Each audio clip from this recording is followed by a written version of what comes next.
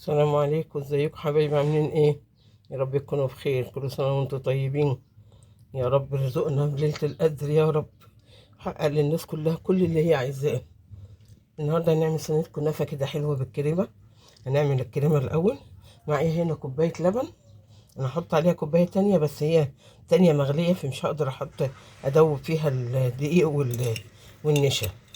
هحط معلقة سكر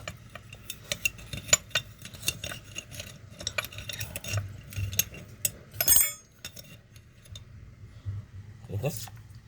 ما تكتريش، ان انت كده كده هتسقيها بالشربات. واحط معلقتين دقيق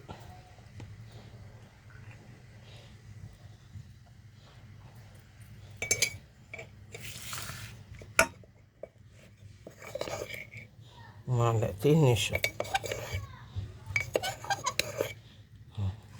واقلب كده على البارد وادوبهم خالص. واحط بقى عليهم كوبايه اللبن السخنه واحطهم على النار. كده انا ضمنت ان الدقيق والنشا داب.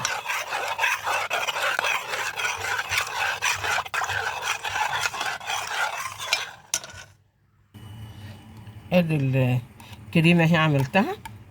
اخر ما جمدت رحت حاطه عليها معلقه سمنه بلدي. بس هسيبها بقى كده تبرد عبال ما احضر الكنافه.